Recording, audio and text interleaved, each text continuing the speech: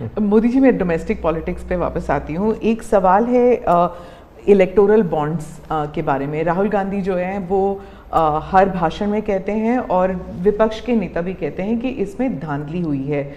आपकी पार्टी के लोग भी कहते हैं कि अगर गलती है, अगर इसमें कोई गुंजाइश है इसके सुधार में तो वो कर सकते हैं।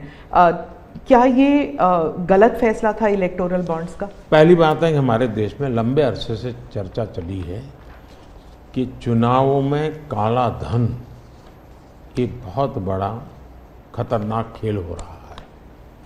देश के चुनावों को काले धन से मुक्ति मिले, इसके लिए कुछ करना चाहिए। चर्चा लंबे समय से चल रही है। चुनाव में खर्च तो होता ही होता है, कोई इनकार नहीं कर सकता है। मेरी पार्टी भी करती है, सब पार्टियां करती हैं, कैंडिडेट भी करते हैं, और पैसे लोगों से लेने पड़ते हैं, सब पार्टियां लेती हैं। मैं चाहता था कि हम कुछ कोशिश करें कि इस काले धन से हमारे चुनाव को कैसे मुक्ति मिले, ट्रांसपेरेंसी कैसे आए। एक प्रामाणिक पवित्र विचार मेरे मन में था। रास्ते खोज रहे थे, एक छोटा सा रास्ता मिला, वही पूर्ण है। वैसे हमने उस समय भी क्लेम नहीं किया था, पार्लियामेंट में डिबेट में सबने उसको सराहा भी था। आज जो लोग उलट पुलट बोल रहे हैं उन्होंने सराहा था, पार्लियामेंट डिबेट देख लीजिए।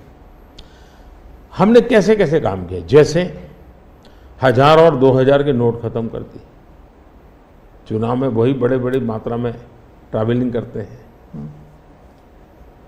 क्यों कि ये काला धन खत्म हो। हमने सुप्रीम कोर्ट ने कहा था कि 20,000 रुपये तक पॉलिटिकल पार्टियां कैश ले सकती हैं। मैंने कानून बनाकर, नियम बना करके 20,000 को 2,500 कर दिया। क्यों? क्योंकि मैं नहीं चाहता था कि ये कैश वाला कारोबार चले।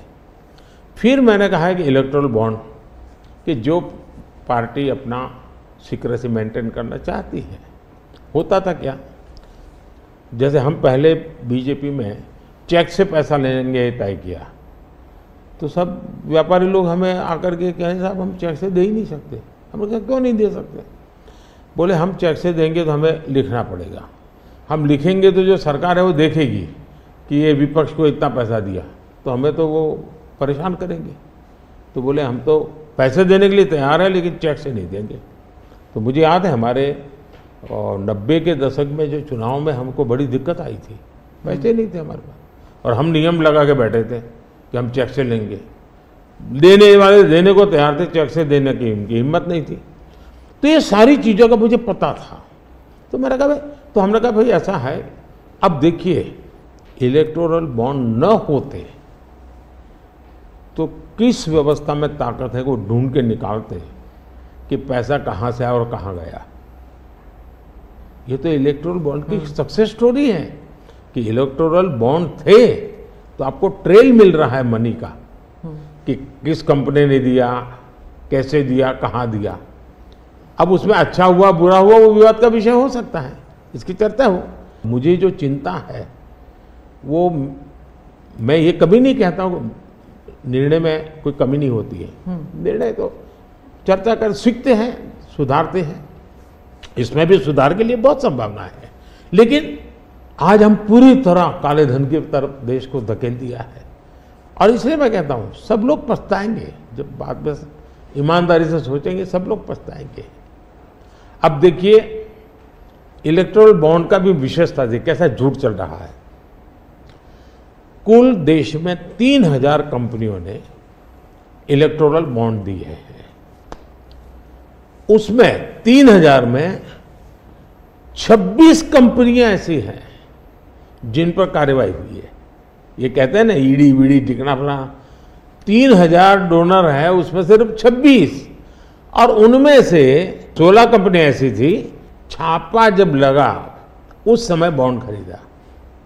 कोई जोड़ सकता है इसको, अगर बॉन्ड खरीदा, लोग ये जोड़ रहे हैं, उसकी विशेषता ये है कि ये जो 16 कंपनियों ने बॉन्ड खरीदा उसमें से 37 पैसा अमाउंट बीजेपी को डोनेशन में मिली। 63% बीजेपी के विरोधी पार्टियों को मिली। अगर पूरे जोड़े जाएं तो हाँ। मैं ये 16 कंपनी जिसका ईडी सीबीआई कोई न कोई उस समय एक्शन भी हुआ और बॉन्ड भी निकला, 37% अमाउंट बीजेपी ने, 63 ऑपोजिशन को। क्या ईडी रेड करे और ऑपोजिशन को डोनेशन देने का कार्यक्रम वर्क करे? क्या बीजेपी ऐसा करेगी? इसका मतलब कि 63% पैसा विपक्ष के पास जाए और आप आरोप हम पर लगाएं, लेकिन उनको गोलमोल बोलना है और भाग जाना है। हम ट्रांसपेरेंट